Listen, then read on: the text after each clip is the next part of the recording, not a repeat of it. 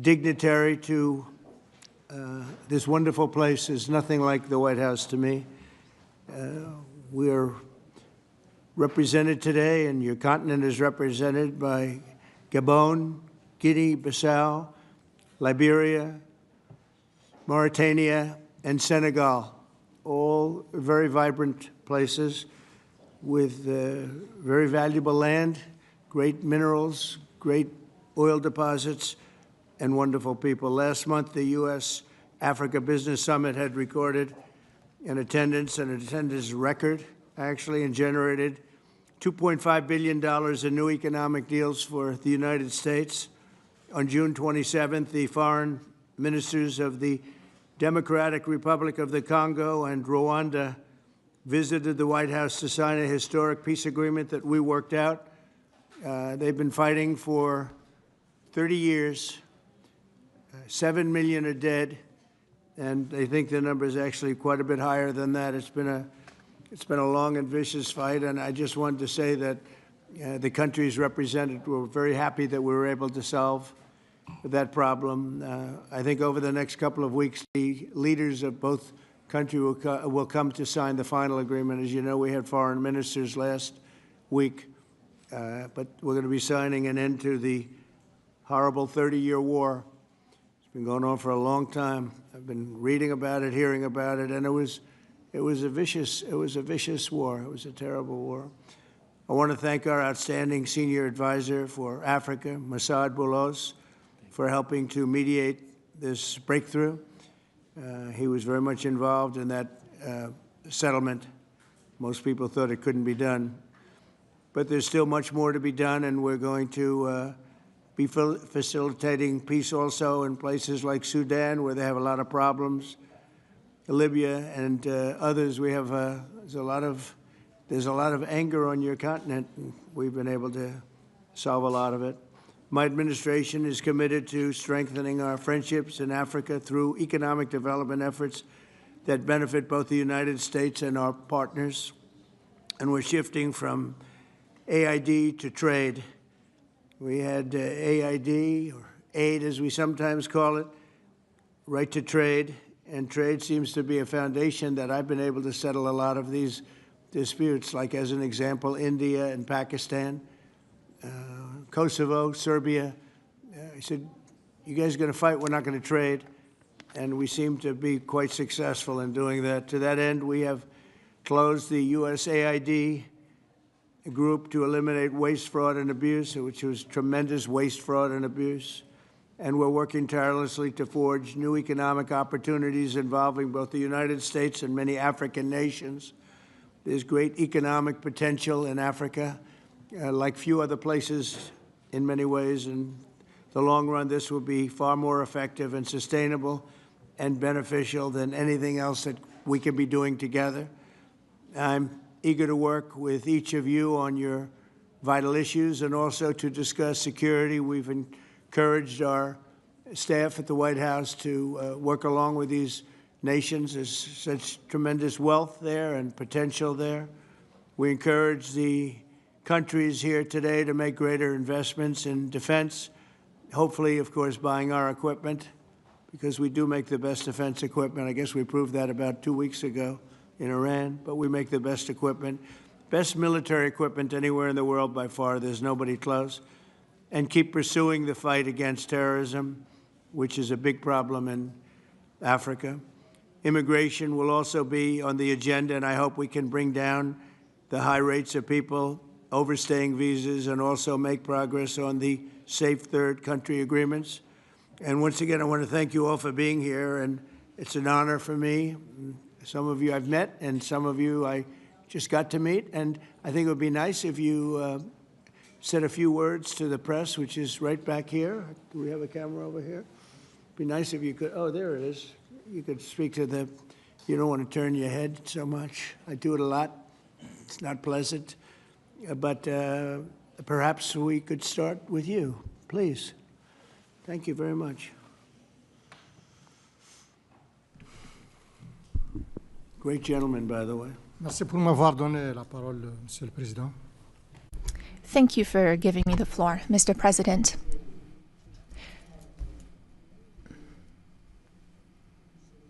First of all, I would like to thank you, Mr. President Trump, for inviting us to come here today. I'm President Ghazouani, President of the Islamic Republic of Mauritania.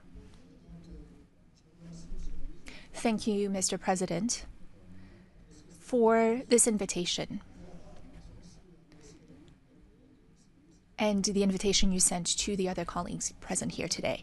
This is a very strong message from you, and we are receiving this message very well. This is a message of interest that you're sending to us, and it's a message that you're sending to the whole of Africa. All of this is generous on your part. We are receiving this, and we accept this message from you.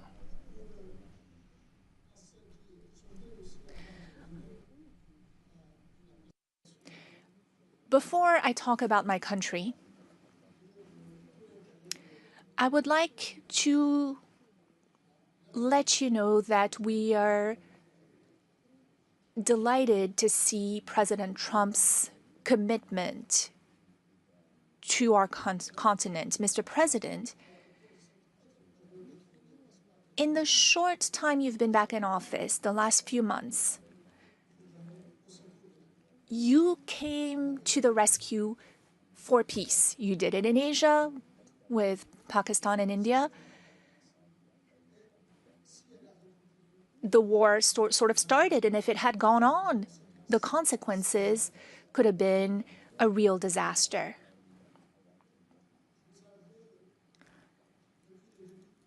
Since the beginning, you've been doing a great deal of work on the war in Europe, that is the conflict between Russia and Ukraine. You rushed to Africa to resolve a long-standing problem. Lots of efforts had been made by many heads of states, but your will made it possible for this agreement to be signed. And now, this conflict is behind us. You are currently working with a great deal of enthusiasm. And you're also working on the Middle East. You're paying a great deal of attention to the Middle East. We all know how far back this conflict goes. It is a conflict that is about 80 years old. 70 years, but it is also a war that has been raging for a year and a half. And you've also talked about the human toll. Many people have died in this conflict.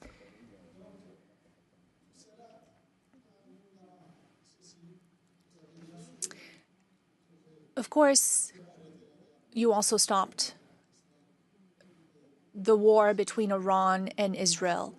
That could have been a real disaster for the region. It's a sensitive region to start with. Your work in favor of peace has been tremendous, and we are also very interested in supporting peace in the same way.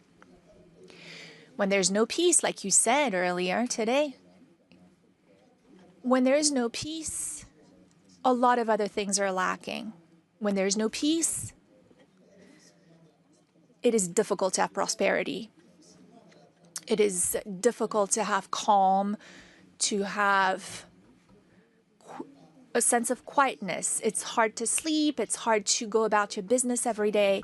You understand that well, Mr. President, and you're working on this. So thank you.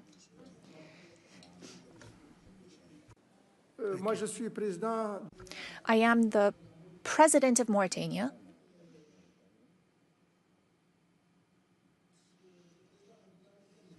Mauritania is a small country.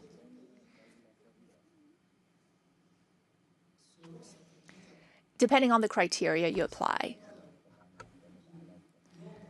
If you look at the number of people who live in Mauritania, It's a small country because we have about 5 million people in Mauritania. We might just be a little bit over 5 million.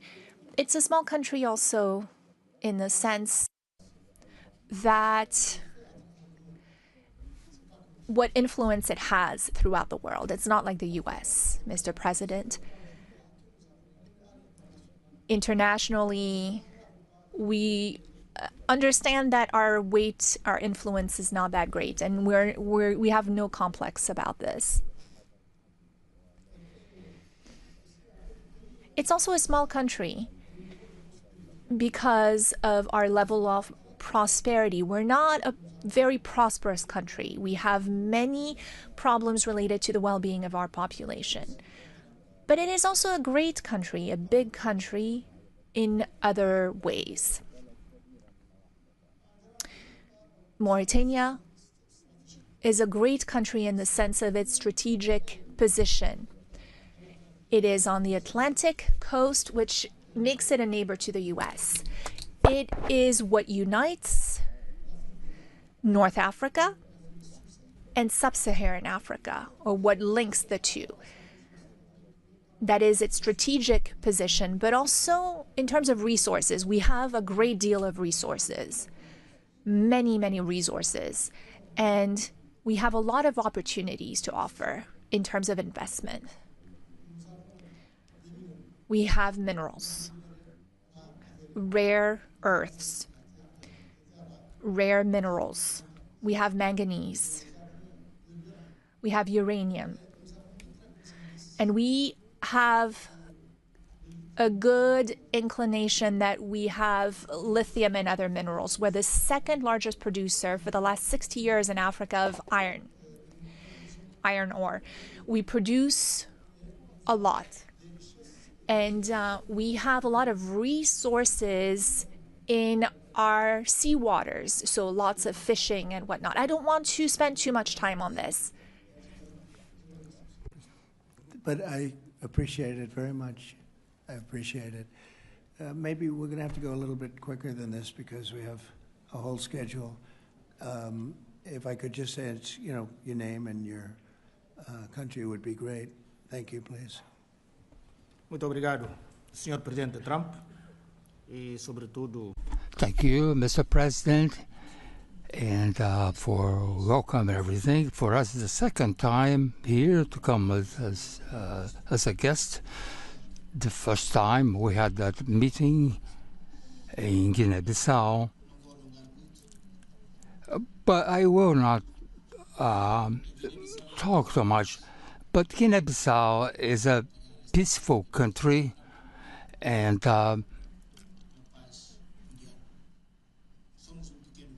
we are a small country, but we are a great state. Not a great state like the United States, but we're a great country as well. And to end,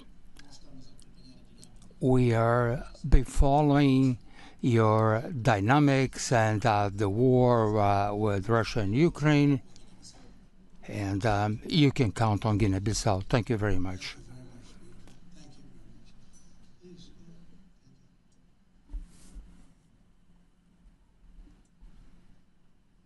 Mr. President. First, let me congratulate you on your recent celebration of your 249th anniversary. We did in Liberia at your embassy. Mr. President, we thank you for this opportunity to be here. Liberia is a longtime friend of the United States, and we believe in your policy of making America great again. And we also go a long way with you in your diplomacy that has to do with economic development and commercial friendship. Liberia has a lot of minerals, and one of the things we ask as good friends for a long time is the opportunity to do a survey of our minerals. Mm-hmm. And also we are committed to peace, and we've been very lucky within our region. We are a country that have had series of democratic elections, and our country had been cooling down. And also, we want to encourage American involvement in the investment in Liberia. Yeah. We'd like to see that happen. We want to work with the United States in peace and security within the region, because we are committed to that. And we just want to thank you so much for this opportunity. Well, thank you, and such good English, such beautiful. Where did you learn to speak so beautifully? Where were you educated? Where? Yes, sir. In Liberia. Yes, sir. Well, that's very interesting. It's beautiful English. Sure. I have people at this table can't speak nearly as well, Very and good, sir. Thank you. they come from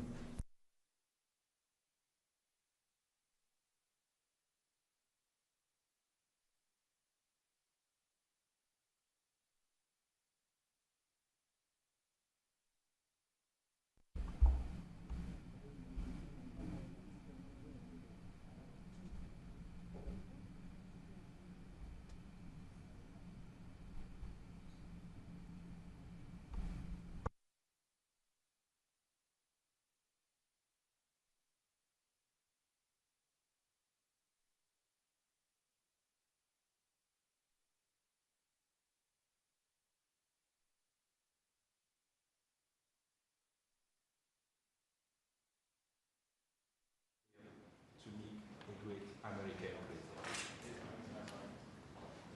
Homologue président africain. Je voudrais avant tout remercier ici officiellement No microphone for the speaker. le travail d'amitié entre nos différents pays. No interpretation. Parce qu'aujourd'hui, le président Trump There's no microphone for the speaker. est la fierté du monde entier. Dans plusieurs domaines, le domaine économique, Still no microphone for the le speaker. domaine politique. Et au niveau diplomatique, je salue. les Could you efforts- turn that on? Yeah. Just press that. There you go. Yes. Et au niveau diplomatique, I would like to commend you, Mr. President, for the success you had in reaching a peace agreement between Rwanda and the DRC. Africa is a vast continent that has many problems, and we truly count on you for your assistance in Sudan and in the Sahel, because no investment can be made when there is a war. For investment, you need peace. The other heads of state who are here with me represent countries that are at peace, and that has been the case for some time. When we also have raw materials, minerals, rare earths. We are not poor countries. We are rich countries when it comes to raw materials, but we need partners to support us and help us develop those resources with win-win partnerships. That is our wish. I often listen to your remarks and speeches, Mr. President. We also want our raw materials to be processed locally in our country so that we can create value and to create jobs for youth so that they stop dying. They are crossing the sea, the ocean, to go to other countries. That is what we want, to have local processing of raw materials. Gabon is a rich country. We have over 2 million inhabitants and a great deal of diversity, raw materials, oil and gas reserves. And we would like those resources to be tapped using an economic model that fits. Since our liberation, we have changed how we do trade. We have focused on transparency and bids for anyone who wants to come invest in our country. If you follow the news, we have also worked on agreements with the European Union, and we wanted to review those because we didn't think that those were win-win opportunities. So our market is open. We want to process manganese locally which you purchase through a company called Aramet.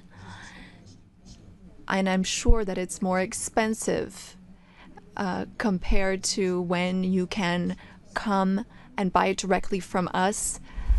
In order to do this local processing, we need 8 to 10 gigawatts of electricity. Again, this is an open bid. Any American company that wants to invest in electricity in Gabon is welcome to take advantage of that opportunity. Now, looking at defense, the Gulf of Guinea is an issue. There is maritime piracy in that area, and we want to work together to stabilize it. You said you had the best equipment, the best military equipment, and that's what we'd like to have so that we can stop maritime piracy in the Gulf of Guinea. We can't do it alone. We need a reliable and strong partner that is committed and that takes real steps, real action. We also need to be pragmatic, and that's what you are. And I'm a general, and I am too. I'm pragmatic. I like it when things move quickly. Our country is free, open to one and all. You are welcome to come and invest. Otherwise, other countries might come instead of you. Thank you. Good job. Thank you very much. Appreciate it. Okay. Thank you so much, Mr. President. I would like to thank you for this invitation. It is an honor for us to be here at the White House and to have this opportunity to speak with you about the new partnership that you are putting in place with Africa, particularly for investment. I also wanted to commend you for your commitment to peace throughout the world and the incredible diplomatic success that you had with the DRC, as my colleagues mentioned. You said that this put an end to a long war that claimed many lives, and thankfully, you were here to put an end to this 30-year war. I also wanted to express that Africa supports all efforts to bring back peace to Sudan, Libya, and in the Sahel. Mr. President, as you've seen, you can only do business when there is peace and security, and you build peace everywhere in the world so that there can be better investments. The entire world is grateful to you for this. Now, with respect to my country, Senegal, I've been president for some 15, 16 months now, and I want to reassure all American investors about our country's political stability and our favorable regulatory environment, which we are continuously improving upon in order to attract more investment. I wanted to speak about two projects that I think are an exceptional opportunity. I will speak about the U.S. Ecological Survey, which can help assess the potential of the minerals in our country. And thanks to American companies, we've been able to discover oil and gas. Some 950 billion cubic meters of gas that we can tap into in order to support our economy. And again, here we were able to do this with an American company. Another project I'd like to mention, and again, I would like to invite American investors to take part in this. It's for a digital city. We identified a space within the city of Dakar. It has a view of the sea. It's on some 40 hectares, and this is a great opportunity for American tech companies to come in and make Dakar a tech city open to Africa. I was wondering what your secret was for resolving all these complex crises, and I know you are a tremendous golf player. Golf requires concentration and precision, qualities that also make for a great leader. Senegal has exceptional opportunities to offer, including in the area of tourism.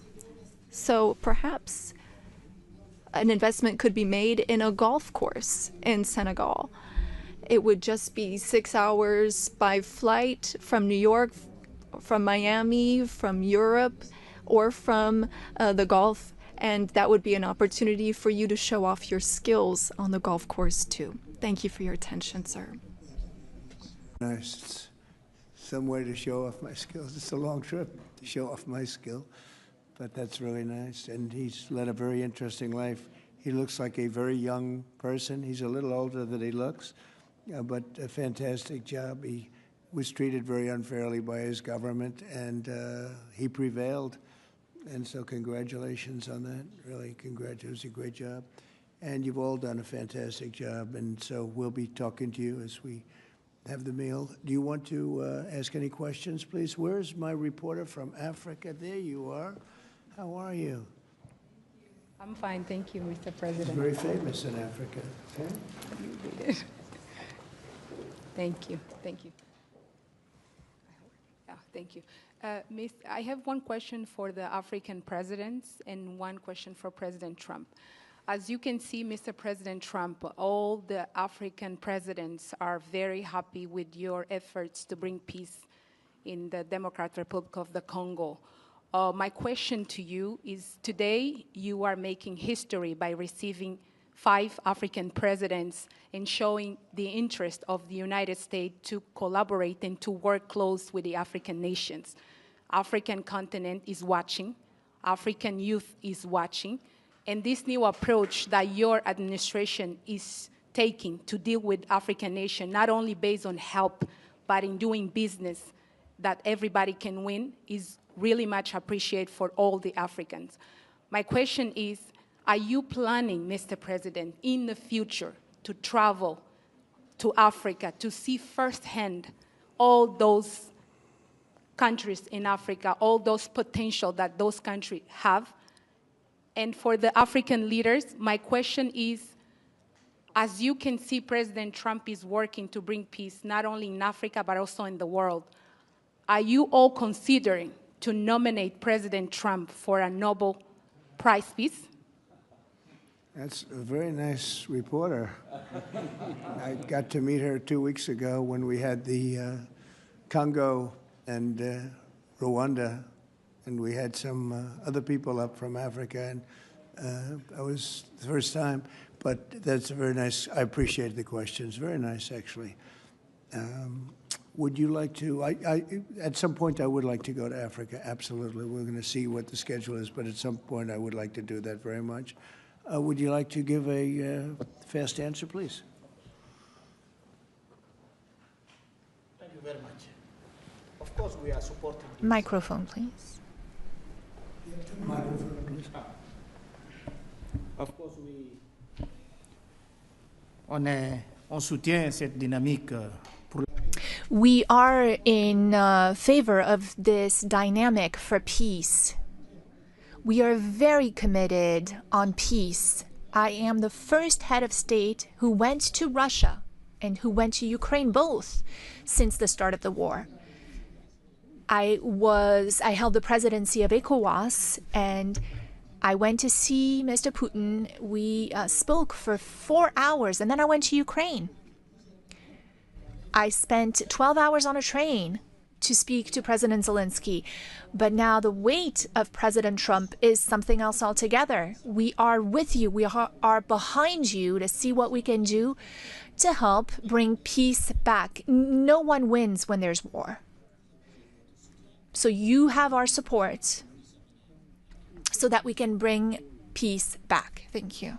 Thank you very much. Appreciate it. Go ahead, please. Thank you, Mr. President Trump. Thank you for your questions. A Nobel Peace Prize, while I don't see any problem with it, I think that President Trump deserves it for all the efforts that he's worked on. And he brought peace back in the SIAC region. That is my region, the region where DRC and Rwanda signed a deal. And so he is now bringing peace back into a region where that was never possible. So I believe that he does deserve a Nobel Peace Prize. That is my opinion on this. Well, thank you very much. Very nice. Thank you. I didn't know I'd be treated this nicely. This is great. We could do this all day long. Thank you very much. Please, go ahead. Mr. President, I believe that we have to continue to support America in the strength to be able to bring about peace in the world. America is a melting point and also a country that we all look forward to. And I want to encourage you, because without peace, we can't have a world to live in. And we stand with you on that. That's right. Thank you. Well said. Please. Thank you, Mr. President, and thank you for your question. Very important question indeed. Forgive me for saying this, but unfortunately, I don't really understand. I don't know how things work when it comes to Nobel Prizes, but I can guarantee you that Mauritania would never be opposed to President Trump receiving a Nobel Peace Prize, because he's already working very hard in favor of peace throughout the world, with no distinction, no regard to what continent it's on, and he's working on areas where there are tensions everywhere, and he's committed towards peace, and our world needs more peace. Thank you. Very much. Thank you. Thank you very much. The jury will decide. It's not a matter of voting amongst our countries, but what is for sure is that the results and the work has been done in such a short amount of time show that you would be a good recipient. And I'm sure that the jury sees that, and the rest of the world sees it as well and understands it. When the time comes, I think everyone will see that it is a deserved prize. Congratulations on what you've done so far. If we took a poll, I think you would be very far ahead in those polls. It's very nice. All of you, thank you very much. I appreciate it. Peter? Thank you, President Trump. James Comey and John Brennan, now under criminal investigation related to the Trump-Russia probe. Do you want to see these two guys behind bars? Well, I know nothing about it other than what I read today, but I will tell you, I think they're very dishonest people. I think they're crooked as hell, and maybe they have to pay a price for that. I believe they are truly bad people and dishonest people. So whatever happens, happens. And now, a few weeks after the strikes that you ordered on the nuclear facilities in Iran, there is an Iranian official who says you, President Trump, have done something that he can no longer sunbathe in Mar-a-Lago. As you lie there with your stomach to the sun, a small drone might hit you in the navel. It's very simple. Do you think that's a real threat? And when is the last time you went sunbathing anyway? It's been a long time. It's been a long time. I don't know. Maybe I was around 7 or so. I'm not too big into it. Yeah, I guess it's a threat. I'm not sure it's a threat, actually, but perhaps it is. And on one other subject, two Democratic senators now, Cory Booker and Alex Padilla, have a new bill out. They want to require CBP and ICE officers to have legible IDs, and they don't want CBP or ICE officers covering their faces. Would you ever sign that? Well, they wouldn't be saying that if they didn't hate our country. and they obviously do. I'm surprised that they would do it, knowing a little bit about them. I don't know them well, but these officers are doing a tremendous job. They're great patriots. If you expose them because of statements like have been made by Democrats and others on the left, usually, mostly, I think probably exclusively, you put them in great danger, tremendous danger. And it's sort of funny when people picket in front of Columbia, in front of Harvard, and they have masks on, more than masks. I mean, you can't see anything. Nobody complains about that. But when a patriot who works for ICE or Border Patrol puts a mask on so that they won't recognize him and his family, so they can lead a little bit of a normal life after having worked so hard and so dangerously, there's a problem with that. So they have this is the problem with the Democrats. They have a lot of bad things going on in their heads. They've really become they've lost their confidence, number one, and they've become somewhat deranged.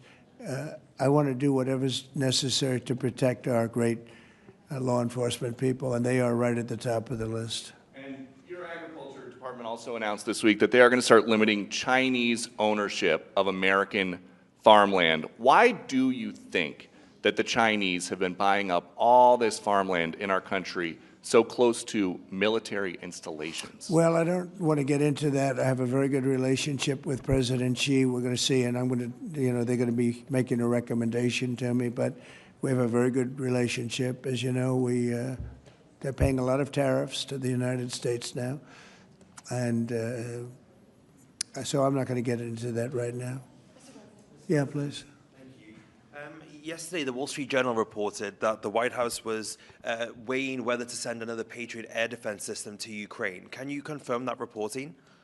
They would like it. They've asked for it. They're very rare indeed, because a lot of systems have been sent to Ukraine.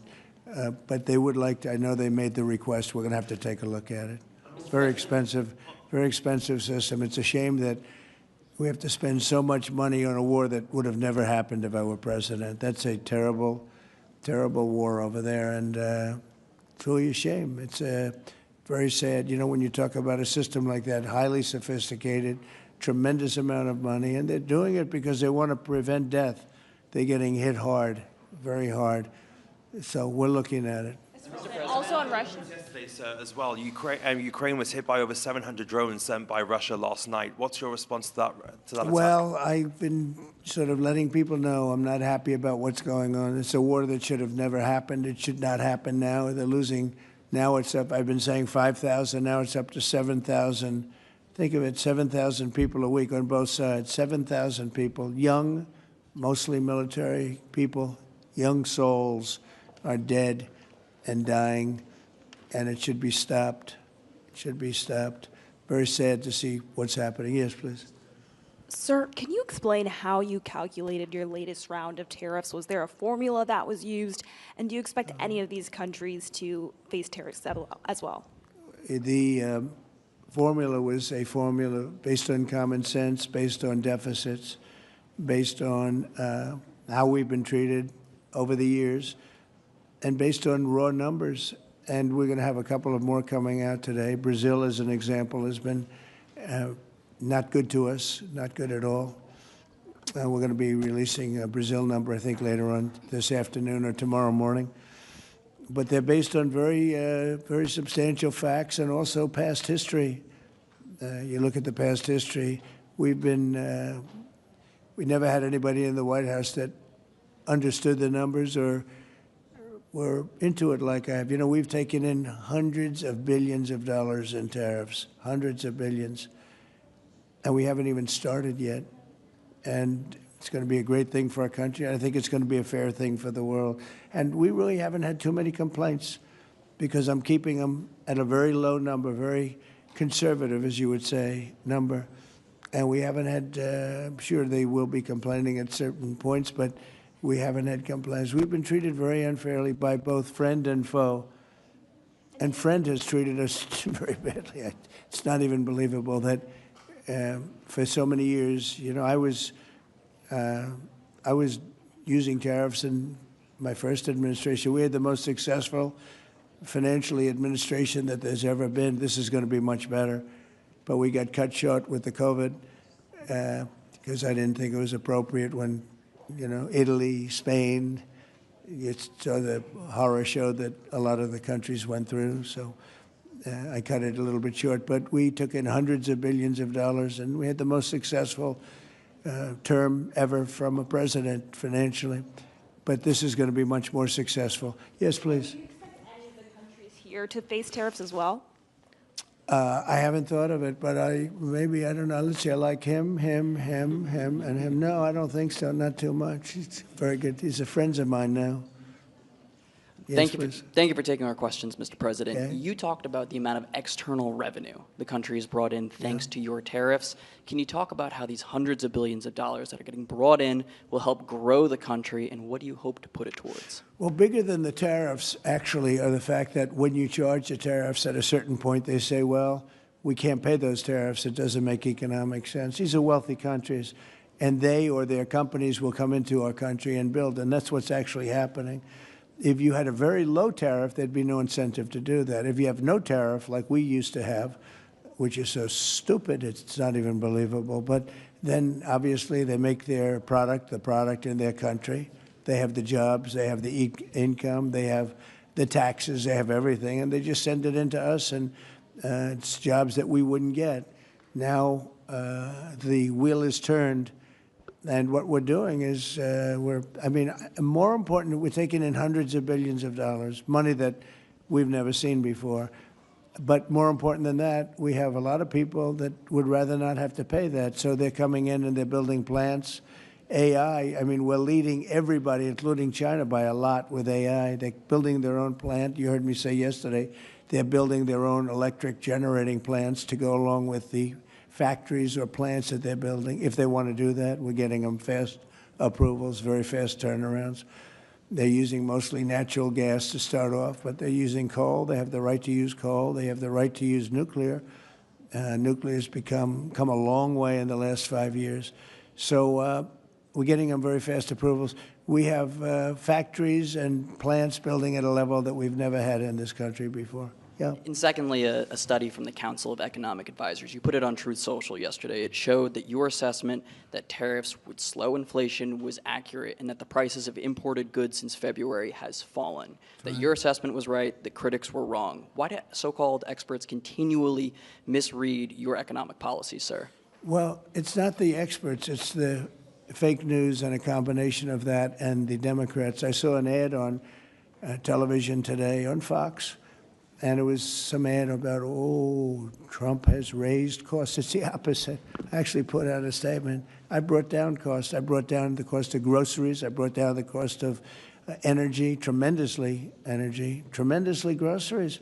If you remember my first week in office, the press was screaming at me about the cost of eggs. They were 4 times higher than they were just a short time ago. That was caused by Biden and stupid policies, and we got that down. And by Easter, it was normalized, and now it's actually even at a lower price.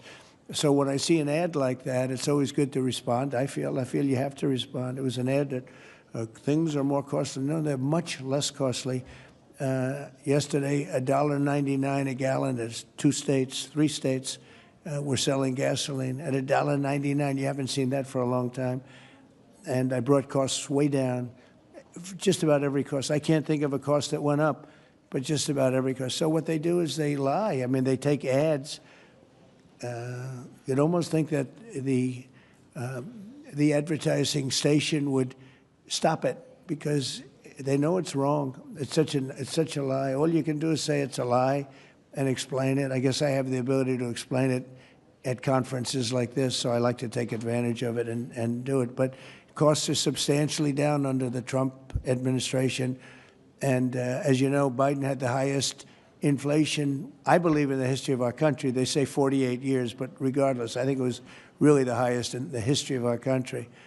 And they were up to numbers that nobody ever saw before. And we have inflation now totally under control. We have a Fed chairman that, if he was doing his job properly, would lower interest rates. But we're bullying through even that. We're doing so well, it's not having that kind of an impact on us. But you want to see a rocket ship? We should have the lowest interest rates, because without us, there's nothing. And we have a strong country now, and we're taking in a lot of money. And other countries aren't even complaining. They got away with murder. They took advantage of a lot of very stupid people that sat in the seat, very stupid people, or people that didn't understand business or something was going on. But hard to believe that they got away with it for so many years. But now, and I'm treating them very fairly. Again, we have countries with tremendous deficits with us, where we have, where we essentially lose a lot of money. And we are changing that around very rapidly, and I think it's about time somebody did it. Sir, President? Yeah, please. Sir, yesterday you said that you were not sure who ordered the munitions halted to Ukraine. Have you since been able to figure that out? Well, I haven't thought about it, because we're looking at Ukraine right now and munitions, but I have not gone into it. What does it say that such a big decision could be made inside your government without you knowing? I would know. If a decision was made, I will know. I'll be the first to know. In fact, most likely I'd give the order, but I haven't done that yet. Yeah, please. Can I ask how your meeting with Netanyahu went over the last couple of days, and how realistic do you think a ceasefire is this week? Well, we're talking about Gaza for the most part. I think we have a chance this week or next week. Not definitely. There's nothing definite about war and Gaza and all of the other places that we all deal with so much, but there's a very good chance that we'll have a settlement, an agreement of some kind this week, and maybe next week if not. On Africa as well, sir. The African Growth and Opportunity Act, which has been central to many sub-Saharan countries having access to the U.S. market, that's due to expire in September. Are you hoping to extend that beyond it? Well, we'll take a look at that. Yes, please. Thank you. That's up to Congress to take a first crack at. We know that program's been in place for about 20 years, and at the end result of that, we see a lot of other countries operating in Africa. We still see a lot of tariff and non-tariff barriers in Africa. So I think any discussion about that act would also have to think about how we address those kinds of barriers. Yeah, Peter. President Trump, in Alvarado, Texas, a few days ago, 10 people wearing all black allegedly set off fireworks outside an ICE office to lure the officers out so they could ambush them, shoot at them. They had guns and vests and two-way radios. Do you think that this was an isolated incident, or do you think there's a national threat of a left-wing militia that is targeting ICE and CBP? Well, I think you have some very stupid people in the left who have some money that are making it available to these people, because you look at the guns they had, they were brand new. You look at even the clothing they were wearing, it looked like it just came out of some military shop. So you have some very stupid people that, if anything ever happened, they'd be the first to go. They don't understand that. They'd be the first to go. They'd be the first ones hit. But there is money being put behind people. When you look at the weapons they have, the newness of the weapons, rifles that just came out and they have the latest model. So there's something going on, and we'll get to the bottom of it. And what do you think the penalty should be for these people who are, if they are found guilty, for people Very who stiff. shoot at ICE officers? Very, very stiff.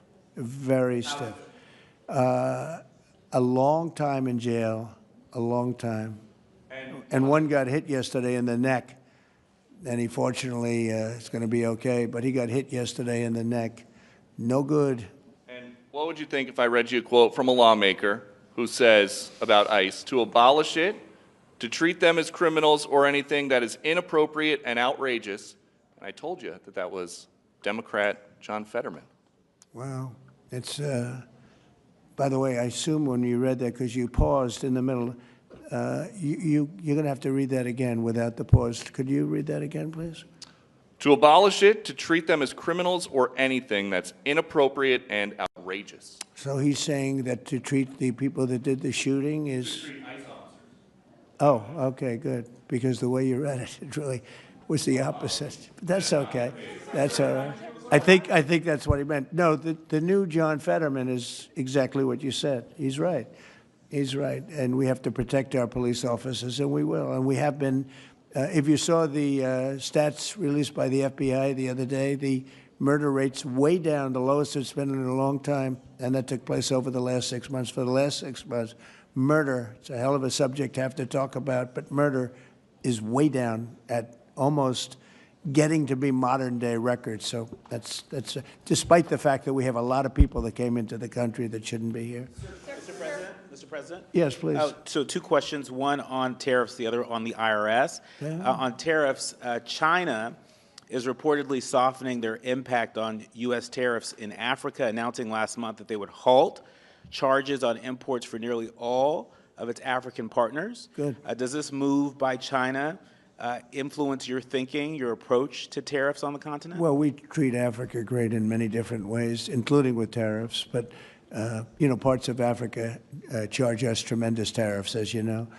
And they're going to be dropping those tariffs. They've already informed me they're going to be dropping those tariffs. But we treat Africa far better than China or anybody else, anyplace else. Yeah. And on the IRS says that churches can now endorse political candidates. What's your reaction to this, and how do you expect this to influence some of the work that's afoot on the continent? There's a lot of American churches that are missionaries doing missionary work on the continent. Do you support that? I love the fact that churches can endorse a political candidate. I think so, because we have a lot of respect for the people that lead the church, for the pastors and the ministers and the rabbis and all different leaders, all different religions, and people respect those people. And I think there's nothing wrong. It was a very big penalty if that took place just a little while ago. They had a thing called the Johnson Act, and it was a very big penalty. I think it's great if a pastor, minister, priest, rabbi, and we could very much go into your religion, by the way, which is something that people are having great respect for throughout the world. If somebody of faith wants to endorse, I think it's something that I'd like to hear, and I can guarantee you, the people that they're with every Saturday or Sunday, or whenever it is they're with, they want to hear from these people, and it was a very severe penalty. Those people were not allowed to speak up. Now they're allowed to speak up. No, I think it's terrific. Mr. President, your administration took new actions against Harvard University today. Are you still optimistic about reaching a deal with the university? Oh, yeah, I think so. Harvard's been very bad, totally anti-Semitic, and they'll absolutely reach a deal. Peter? I just got a text from our colleague John Roberts. He says that we are now reporting the guy who was arrested in the Alvarado, Texas incident for tampering with the evidence was a green card recipient under the Biden administration and a prior DACA recipient. What do you think of that? It's very sad. It's very bad. A lot of them are here. We came in 21 million. I think it's higher than that, by the way, but they say 21 million people came in. Many of them are criminals. Many of them are murderers. 11,888 is what they say are murderers. And they came in through open border policies, no checking, no vetting, no nothing.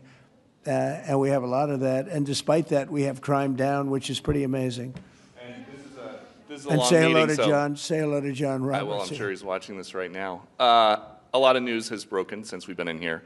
Axios says a secret White House meeting between Steve Witkoff, Ron Dermer, and a Qatari envoy on Tuesday led to significant progress in the negotiations over the Gaza hostage and ceasefire deal. What can you tell us about this It's secret very possible. meeting? I will tell you we're getting very close to a deal. I don't know if it's secret or not secret, but it doesn't matter to me. Secret's fine if it gets us to where we want to be. We want to have a ceasefire. We want to have peace. We want to get the hostages back. And I think we're close to doing it. Okay? Thank you all very much. Thank you very much. Thanks, President Trump. Thank you, Peter. Good job, everybody. Thank you. That was a good job.